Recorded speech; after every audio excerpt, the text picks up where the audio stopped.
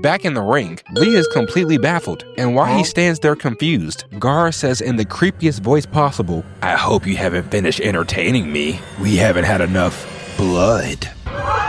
Yeah, you got it, bro. That statement alone would have had me turning in my leaf headband that day. Hey man, it's your boy Alex, and welcome back to another bang.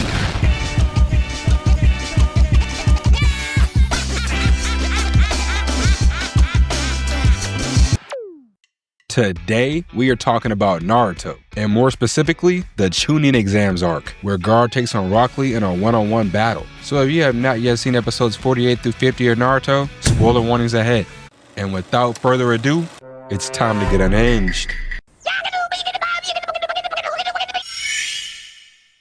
So we start off with Hinata laid out on the ground after being dog-walked by her cousin. And then Neji begins to talk crap to Naruto, knowing damn well he can't control his emotions. And I know Neji's not aware of the Nine Tails, but Kakashi is. Like, why would you sit there and let this man rage bait a Jinchuriki? And I mean, one wrong move and Kurama's gonna have a field day. Again. But when Naruto runs in to confront Neji, Rock Lee slides in and stops him. So when Naruto vows to beat the brakes off of Neji, Choji starts whining, thinking about who his next opponent's gonna be. So to calm him down, Asuma promises him a barbecue buffet. And the moment he heard the word barbecue, this man gets hyped up and screams out in front of everybody. But while Phantom has a reason to fight again, this man Gaara is over here tweaking. Like, look at bro, he is literally shaking. And I thought Naruto was bad, but this child is literally itching to catch a body. And fortunately for him, he was chosen for the next fight. But on the other hand, his opponent is the Hidden Leaf's bowl cut king, Rock Bushy Brow Lee. And after Guy Sensei gives Lee some painfully obvious advice, Lee drops down and squares up with his opponent. And look at the lack of happiness on this child's face. Behind those eyes is nothing but murderous intent.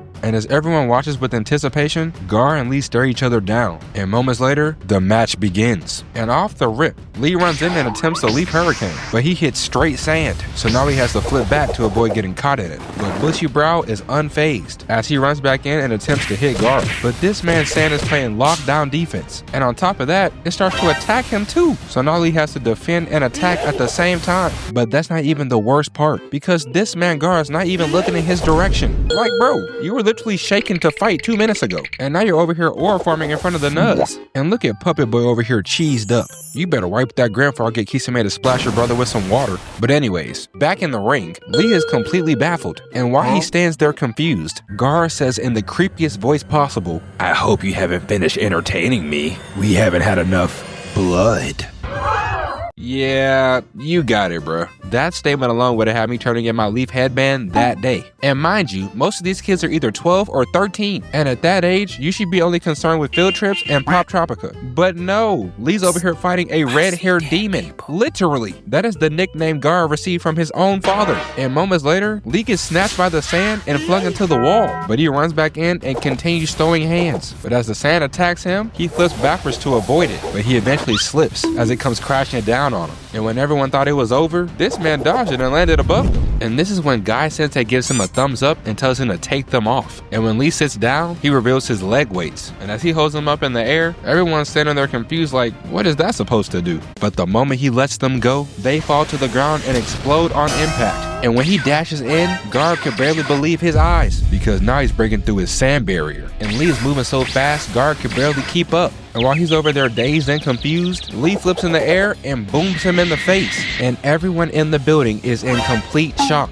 And now, Rock Lee is all fired up as he rushes back in, dodges some sand, and punches Gaara in the face. But when Gaara gets back up, Kankuro says, uh-oh. And Naruto starts talking his mess. But Kankuro was like, nah, you don't understand. This is just getting started. And back on the battlefield, Lee is looking very concerned, because standing in front of him is the demon of the sand, who is smiling ear to ear, as it's now revealed that Lee wasn't even hitting Gaara, but instead his armor made of sand. And as Gaara mends his armor, Lee has to think of a new plan. And the moment Guy Sensei smiles, Lee loosens his wrist wraps as he gets an intense look in his eyes. And seconds later, he begins to run circles around Gaara until he suddenly kicks him in the air. And while he's still in the air, Lee continues to kick him towards the ceiling. And with everyone watching, Lee wraps Gaara up, puts him in a spin cycle, and yells, "Primary Lotus!" as he drills him into the ground. And when the dust settles, Gaara is cracked all over. But suddenly, he begins to crumble. And to everyone's surprise, laying before them is a sand shell with nothing inside. As everyone observes the sand shell, Gaara suddenly appears behind Lee, and Buddy is on straight demon time as he blasts sand at Lee, sending him flying back. And Lee might be cooked because he can't even get up. But this is exactly where Gaara wants him, as he bombards Lee with sand attacks. And look at this freak licking his lips. Ref, do something! And even though Lee's in excruciating pain, he still manages to dodge Gaara's attacks. But for how much longer? Because as his strength and endurance has greatly weakened, Gaara seems to be getting stronger by the second. And with the rest of his classmates and teachers watching intensely, Lee continues to get smacked around by Gaara. But despite the odds not being in his favor, Lee continues to show his fighting spirit. And since he won't give up, Gaara continues his relentless assault. But moments like these are nothing to Lee, because when he was younger, he overcame adversity every day. From getting bullied by his peers and not knowing ninjutsu or genjutsu, his only option was to become a taijutsu expert. So day in and day out, Lee practiced his taijutsu relentlessly, and he did all of this alone. But little did he know, Guy Sensei was watching from a distance as he pushed his body to the limit every day. And when he reached his limit, he continued to keep pushing until the point where he was under so much pain that he began to cry. And in this point of weakness, Guy Sensei reveals himself. And as Lee gets up and continues training through the pain, Guy Sensei smiles as he tells Lee, "You may not be like Neji, but you're special in your own way because you have the gift of perseverance, and that's what makes you a genius." But Lee begins to break down because he still doesn't believe he has what it takes to become a ninja like Neji. And later that night, Guy Sensei tells Lee that they're actually a lot alike because when he was a kid, he had to persevere a lot as well. And he put in so much effort that he made himself equals to the likes of Kakashi. And as he tells Lee to keep going and to make him proud, Lee took his sensei's words to heart and has held on to those words to this very day. And as he thanks his sensei, Gaara goes back on the attack.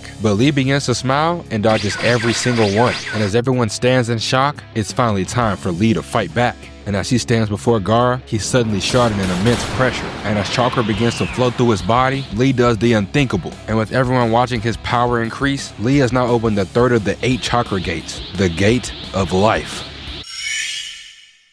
With the third gate open, Lee's entire body begins to change. And to everyone's surprise, he's not done yet. And as he continues to scream out, he opens the 4th gate, the Gate of Pain. And suddenly, he dashes in and kicks Gaara at lightning speed. And while he's in the air, Gaara's sand shell begins to crack. And then Lee suddenly appears and begins to beat the brakes off of him mid-air. But he does not stop there. As he explodes off the ceiling, he opens the 5th gate, the Gate of Closing. And with no time to defend himself, Lee booms Gaara towards the ground. But then he grabs his cloth, pulls him in, and hits him with a hidden lotus, creating a loud explosion. But when the dust settles, Lee's reverted back to his normal form. Meanwhile, Gaara's gore turned into sand and saved him at the last second. But even after being beat within an inch of his life, Gaara tries to put Lee in a sand coffin. "My brother, this is a sparring match, and your opponent is literally trying to crawl away, so you do not have to kill him." But as the sand gets closer to Lee, it covers his hand and foot. So Gaara closes the sand coffin and destroys both of his limbs. And once again, that was not necessary. What you're competing in is called the Chunin exams. Matter of fact, how do you go from cheating on a test to attempted murder? Now luckily, right before he murders Lee,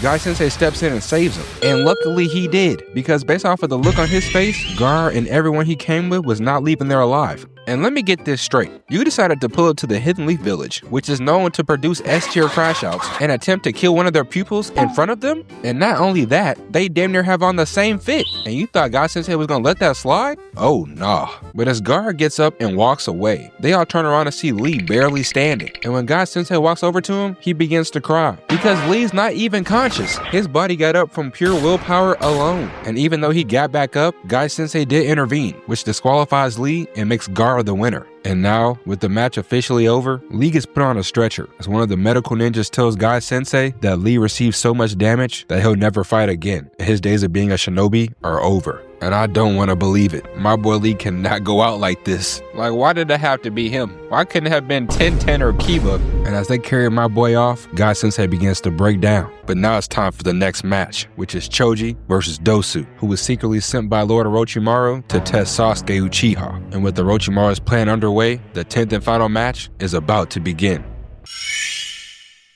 Alright, so that's it for today's video. But don't worry, we got some more bangers coming soon, so stay tuned for that. And once again, I appreciate everybody for watching. Please make sure to like and subscribe as well. It's your boy Atlas, and I'll catch you next time.